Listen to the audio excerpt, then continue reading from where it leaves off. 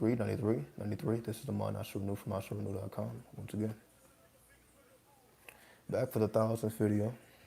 Finally, right? Finally, when they finally got out to the 900s. Now we thousandaires around this bitch. But let's get into it. The video is called Bring Your Shadow to Life. Why the Good Die Young to Be Good for Nothing. So let's get into it. Because you see, they all correlate. The purpose of bringing your shadow to the light is so that you do not die young. The reason why they say the good die young is because we are not meant to be too good. Because we are all, by nature, negative as well. You can say God is within us, but also the devil's within us. So to be fully godly without some level of demonic nature will only put you in the ground, younger than you should be in the ground. And the reason I say that is, the only reason we feel that we need to be good is because of religion. That has nothing to do with reality. Reality doesn't tell you you need to be all positive or even mostly positive. Because negative doesn't mean what we think it means. When we think about negativity, you think about people doing bad things. Negativity has nothing to do with people doing bad things. As we know, the negative current is the feminine current. So to be negative is tapping into your feminine principle. And tapping into your feminine principle represents tapping into the negative aspect of yourself. Right? So this is what it means to be good for nothing. Because anybody who is just wholly positive and not balanced by the negative forces, it's not too much good that you can actually do. What I mean by that is even the church isn't fully good. That's why the church has to collect money, and the church be involved with sinister dealings as well. The church isn't all positive. The church understands business, and all business, you can say, is not clean. All money is not clean. That's why we have terms like blood money, dirty money. You don't think the church is taking that blood money? You don't think the church is taking that dirty money? Dirty or blood money, right? And that goes for any temple, any masjid, any synagogue. They take that blood money, they take that dirty money just like they take that good money. They're going to take the money from the person working a 9 to 5, just like they're going to take the money from a person that's selling drugs to the people. It's all the same. It's all green. So if the church is not fully positive, then what makes us think that we should be fully positive or that will benefit us? Because again, positive just means masculine. You see, everybody's overly masculine anyway. That's our issue. That's what it means to be good for nothing. That means you're overly masculine. And when you're overly masculine, somehow bullets find you. Sometimes, well not sometimes, somehow, you get into situations that's hard to get out of. Because you're overly positive. You're overly masculine. You have failed to refine yourself. And the only way to refine yourself is to tap into the negative currency, is to tap into the feminine currency, which is already within you. But we call that part of us our shadow. We call that part of us our beast.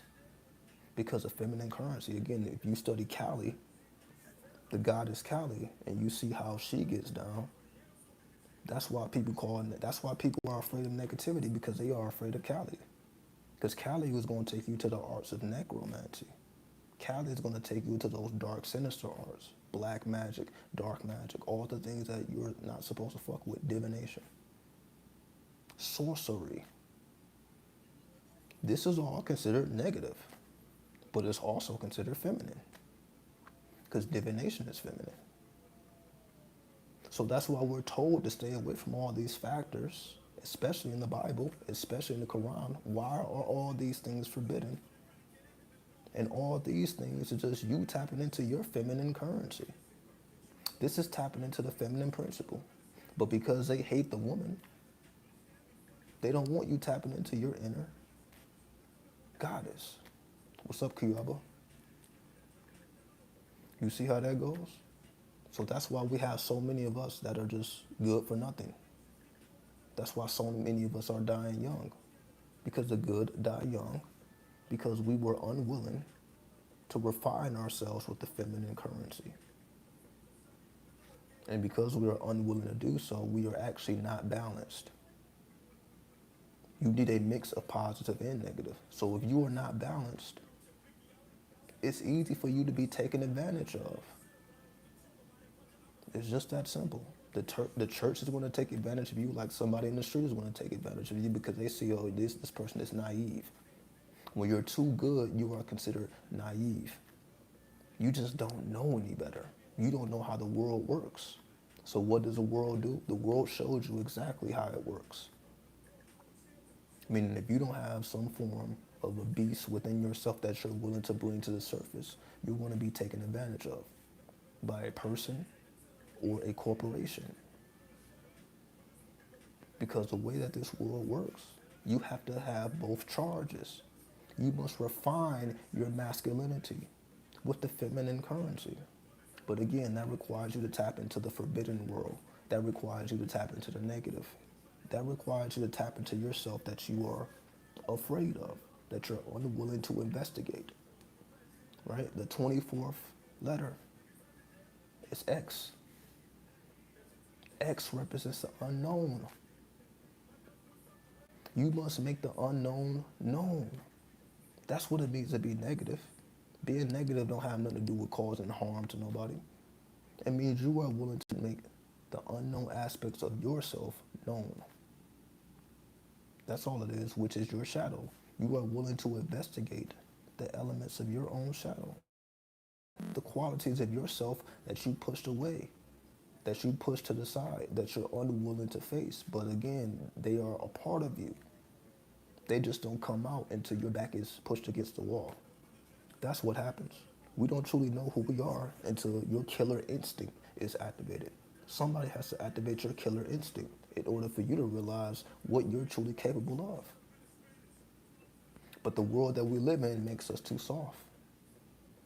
We're not willing to do that. Why? Because we're trying to be, overly positive. And when we're trying to be overly positive, we don't get to experience the fullness of life. Because if we are going by religion, religion wants you to be broke. Religion wants you to be low. Religion wants you to pray to a demiurge. But your negative currency, your negative self, wants you to stand tall. Your negative self wants you to manifest your own beast. Except we choose not to. We rather call on God than to manifest our own beast, which is the goddess within you. You see how that works? We are told to pray to a masculine God instead of manifesting our own goddess that's within us all. We all have the goddess force, just like we all have the God force. We all have the divine masculine, just like we all have the divine feminine. But you see, we're not told to deal with that divine feminine because that's the forbidden world, right? That's La Santissima, Morte. That's Lady Death. That's Saint Death.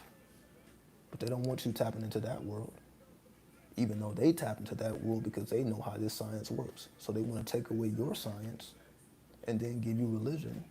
And then we wonder why we're fucked over. We wonder why we can't reach the pinnacles of life that we feel that we are capable of because we are unwilling to manifest a divine feminine. Because you see, that's not promoted. This is why women are suppressed, because they are representatives of the divine feminine currency, the negative energy. So of course they're going to suppress women. Of course they're going to suppress your sexuality because even Kundalini is a feminine current. When we think about the word Kundalini, it's feminine. It's a feminine snake. So the whole art of Kundalini is activating your feminine goddess. That's just as plain as I can make it, but of course, we're going to hear all the extra fluff on top of it. We're not just going to hear it that plain and clear. That's why Shiva is on the bottom of Kali. When you look at Shiva and Kali, Shiva is at the bottom, Kali is on top, dancing on the body of Shiva. Because Kali represents that Kundalini snake that dances on the body of the masculine, meaning the masculine represents your foundation. The masculine, you can say, represents the earth, but the feminine represents the skies. That's why you find Nuit in the skies. See, it's the star mother. You find the star mother in the skies. Then the world itself, not the earth, but the world. That means the world consciousness is masculine. That's why we live in a patriarchy dominated by men. So we must come to that realization. So yes, your foundation must be masculine, because you can say the builders are the men, the masculine principle. So you have to have a foundation. But what works that energy, what gets that energy going, what keeps that energy in motion is the feminine currency. It's the parts of you that you're unwilling to deal with, that you're unwilling to accept. So because we are unwilling to deal with the forbidden, the fact that something is even forbidden in the first place means it works. How can you make something forbidden that's fake? Why do you think they outlaw witches? Why do you think they have witch hunts? Because they were willing to tap into the divine feminine, which is your dark side. And what happens when the women begin to tap into the dark side? They begin to kill them. The women that were willing to tap into their dark side, they took them out. So witchcraft was forbidden all the way up until like the 1950s. It wasn't until 1950, which is about 70 years ago. It wasn't until 70 years ago that it actually became cool to be a witch. So it ain't even been 100 years. It's been less than 100 years that it's actually been cool to actually embody your feminine principle, to tap into the forbidden chambers, to tap into the mysteries of Lilith. That's why you find Lilith in the clip-off, because that represents the suppressed energy, that represents the forbidden energy, that represents the forbidden currency. So of course they're going to put it in the clip-off because you're trying to stay away from that, and they make it forbidden, and if you tap into it, you go to hell. But hell just represents the clip-off, which is where you find the Great Mother. So that's why they say Satan rules over hell, but Satan is the woman. They try to make Satan into a man or a masculine principle, but Satan is actually feminine. Just the word itself is feminine. Devil. These are feminine principles. Because I already did a breakdown. I already did a whole video breaking down Satan, Lucifer, and devil. I did a whole video about that, and we see these represent feminine principles at the base of it. So of course the most forbidden frequencies, devil, Satan, Lucifer, of course they're going to make that forbidden because it represents you tapping into your feminine currency. So of course they're going to put all this extra fluff on it to steer you in the wrong direction. Now you're trying to be overly positive, overly masculine, and you wonder why you're doing too much. We wonder why so many of us are in our ego. We wonder why so many of us want to be alpha men and alpha women. That's a result of tapping into the masculine, tapping into the positive. Everybody's trying to be positive, right? Everybody's trying to be love and light, right? This is an agenda. They want you to be positive. They want you to be competitive. They don't want you tapping into your creativity. They don't want you tapping into your clip-off. They don't want you tapping into your true Kundalini because that requires you to represent the feminine. You have to become feminine now. Not feminized. But you must embody your opposite, which is already a part of you. We all have a negative charge, but we don't want to acknowledge it. That's what makes us unbalanced. And that's how you end up in the grave.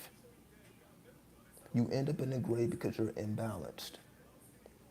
Because you're not willing to tap into the forbidden. You're not willing to tap into the unknown. You're not willing to embody your shadow, your unconscious mind. You're not willing to deal with your karma. We create karma because of the things we ignore. You don't create karma because of your actions necessarily. It's because of your inaction. It's what you don't do. It ain't even about what you do. It's about what you don't do. It's about what you're unwilling to do. It ain't what you're willing to do. It's what you're unwilling to do. That's what truly creates karma. What you're unwilling to accept about yourself that's already a part of you, but you don't want to acknowledge it. We just suppress it and suppress it and suppress it and suppress it. And we wonder why so many people are addicted to drugs and alcohol, opiates, and all type of shit that we're going through currently, because we are afraid to tap into our divine feminine. We're trying to be overly masculine, and you see that's what's leading us to the grave. That imbalanced energy is leading us to the grave because we are unwilling to accept the shadow. That's the whole art of shadow work. Shadow work is just this embodying your feminine principle. But again, this is a forbidden energy. Like Kali is forbidden. You can't even go to India right now and learn about Tantra. It's forbidden. That's not mainstream. They're not going to tell you about the mysteries of Tantra in Kali. Even in India, where it originates from. We know about Tantra. We know more about Tantra over here than what they know over there. It's more suppressed over there than over here. At least we can speak about it. They're not even speaking about it over there because they want to be mainstream like we want to be Christian. Like we want to acknowledge the Christ, but we don't want to acknowledge Mary Magdalene, who was a prostitute, which represents the forbidden world. You see how that works? But then we got so much smoke, for women doing OnlyFans and all that, tapping it because they were willing to tap into the forbidden principle. And then they found themselves there, right? So this is what it is.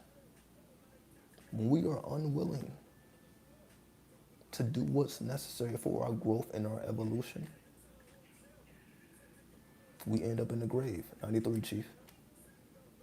When you're unwilling to live out your shadow self, when you're unwilling to become the vampire that you know you are, when you're unwilling to make your unconscious conscious, you end up dead way before you should have, when you simply can become the unknown and make that unknown known. You must explore your own clip off. You must explore your own resistance. The part of you, again, that's suppressed. Because we know we all have demonic thoughts. We have negative thoughts. But it just stays in a mental plane. It may even become emotional. Some people have negative emotions and all that. But it never really makes it to the physical plane. We keep it in the astrals. We keep it in the mental plane. So you may have sick and twisted thoughts, but you can say you're not moving in this sick and twisted way because you're unwilling to accept it. See, we don't want to accept that a part of us loves that. Why do you think people watch so many movies with violence, with bloodshed? Why do we think we like fucking GTA so much? Why do you think people put so much energy into video games and sports, which get violent? Why do people love football when you're seeing men destroy each other? Why do so many people, again, like video games? Again, GTA is probably the most popular video game. Call of Duty and all that. Why do you think there's so much energy invested? Because they want to sell you your own shadow back, but they want to get paid for it. They know inside you already feel this way inside, but because you are too afraid to embody it, that's why we just play video games. You're gonna go play GTA. You're gonna go watch football, etc., etc., etc., instead of actually becoming that. So we're willing to watch it. We're willing to play it. We're willing to deal with it remotely. That's basically what I'm saying. We're willing to deal with our shadow remotely, but we don't want to engage it directly. You see how that works? And because we are unwilling to engage it directly, and we're only willing to engage with it indirectly, that's why so many of us are imbalanced. That's why we go overboard. Again, with the drugs, with the alcohol. Why are we going overboard? Because the shadow needs to be explored and expressed. And if we don't, all we're doing is making life harder for ourselves. And we end up putting ourselves in situations and predicaments that's hard to get out of. It's hard to break addictions. But the only reason we have addictions is because we are unwilling to explore the forbidden worlds. If we were willing to explore the forbidden worlds, there would be no need for that. But because those things are forbidden, We go extra hard with all this extra shit. We go extra hard with the gaming. We go extra hard with the sports. That's why you see people are sport fanatics. People are game fanatics. People are alcoholics, weed heads. They go extra hard remotely. But if you ask them, okay, to do something directly, oh, that's too much for them. And we don't see that as an issue because they sell you back your own shadow remotely. That's why so many people are investing in what? Virtual reality. Why do you think virtual reality is becoming a bigger and bigger thing? The metaverse. Why are people so concerned with the metaverse? That's just you going into your shadow. But you're doing it remotely. You need technology to do so. They want you to tap into your shadow via technology. That's why we need TVs and video games and VR headsets because they're trying to sell you your own shadow remotely. Anything so that you don't engage with it directly. So they're giving you whatever distraction that you need to be given in order to keep you away from it. Real talk, I see what you're saying exactly. They're selling you back your own shadow remotely. Anything to keep you from engaging it directly because that's what empowers you. That's how you raise up your kundalini. That's how you embody who and what you're supposed to be. And that's why the world suffers now. Because you see so many of us are unwilling to do it, but we got all the time for the video games. We got all the time for the sports. We got all the time for all this remote bullshit. But then when you start asking people, what are you doing directly? They don't have an answer for you. They're too afraid. You still got people who are afraid to sleep in a dark room. It's still people afraid of the dark. But they love their sports. They love their weed. They love their alcohol. They love their opiates. But they're afraid to even sleep in the goddamn dark. They're afraid to walk the streets at night, thinking somebody gonna do something to them. They are afraid of their own shadow. People are literally running away from their own shadow because that's the only thing that manifests when you're in those dark streets, when you're in those dark rooms. The only thing there with you is your own shadow. That's the only thing that's there with you. So the only thing that's going to attack you is your own shadow. But then you see we push it out to other people because, people are demonic and people are wicked. But again, we are more wicked and demonic than anybody else. When we poison ourselves and we poison our own consciousness, thinking somebody's out there trying to do some harm to us and not knowing our own harm that we're doing to ourselves. We're harming ourselves more than what somebody else can do. And they can't do nothing to you that you ain't already did to yourself. So that just represents a manifestation of what we're doing to ourselves, as within, so without. So if you are afraid of your own shadow, then you become afraid of people attacking you. Then don't be mad when you actually get attacked. Take accountability for our karma. The only way to do that is to become it. You must become your karma instead of waiting for somebody else to dish it out to you. You must be your own karma. Karma must become you. But you see, everybody's waiting for karma to come through somebody else. You are karma. You are the energy of karma. So if you are karma, that means you control your own karma. Ain't nobody waiting to dish out karma. But that's what we think. We think somebody's waiting to dish out karma. That's why people are afraid of the fucking cops. People are afraid to go to jail. Why is all this fear in our heart? Because they want to keep you on the edge of your seat. Anything to suppress your shadow, then they market it back to you. They market your fears back to you. See, they want to watch horror movies, right? We love to watch these horror movies. But you will never put yourself in a predicament to meet the demons that you see in these horror movies. Oh, you don't want to do that, though. You don't want to live out your own horror movie. The reason why I'm bringing out horror movies, because they actually have science within them. Like, if you actually listen to the commentary of the horror movies, they be revealing some real shit. They be revealing the real secrets is in horror movies. It ain't in action movies. It's in horror movies. You can learn a lot from watching horror, but again, you're going to have some nightmares, though. Because it's certain imagery is going to cause you to have nightmares, and nobody wants to have nightmares, right? Because the only thing you're going to meet in your nightmare is your own shadow. That's the only thing that's going to happen in the nightmare. You meet your own shadow.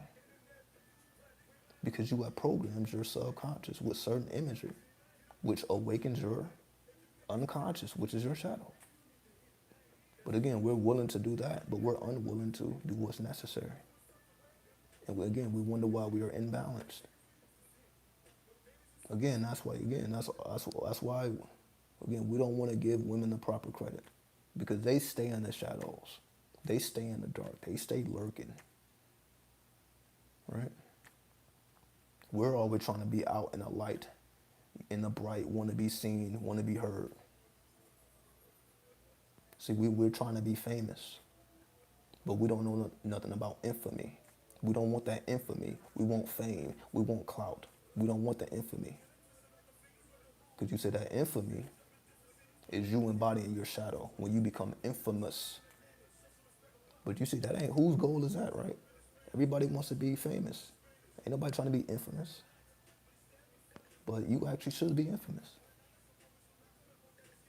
To be in the dark, to navigate the shadows, to be known without being known. So people know you, but they don't really know you. You see how that works? That's infamy. They know you, but they don't really know you. Versus fame. But we see what's happening to all these famous people. Why do all these famous people get into so much drama? Right? Why do we see rappers dying every day? These so-called people that were famous, they spent their whole life trying to get famous just to die. Why? You survived the streets. You survived your ops. You survived the cops only to die after you get famous. What was the point? See, when you were infamous, see, this is what I'm saying. See, when you were infamous, somehow you survived that. When you was in those streets, trying not to be known, somehow you survived that. But as soon as you start to become known or try to become known, now you die. Why? Because we're missing the point. Infamy is more important than fame and clout. Because you see, you're able to do that with no problem.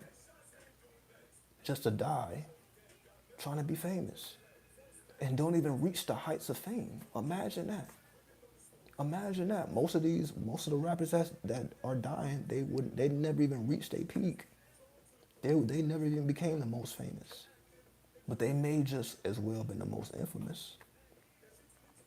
You see how that works? They may have been the most infamous. But the moment they try to be the most famous, they end up losing their lives. But they was able to survive when they were infamous. When they was only known to the streets. They was able to preserve their lives. Soon as they get out the streets, soon as they try to better themselves, soon as they try to get their legit money, now all of a sudden gunshots. Now all of a sudden they can't survive that. Soon as they abandoned their shadow, now all of a sudden they can't survive. Now all of a sudden people want to rob them and want to do them dirty. We see this shit every day. But you don't be hearing about people that are infamous. You don't hear about that shit though. You don't hear about all this madness happening to people that are infamous. Because you don't even know who they are.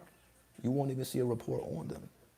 So if anything is happening, we will never know about it. It will never make it to the mainstream. It will never make it to the public.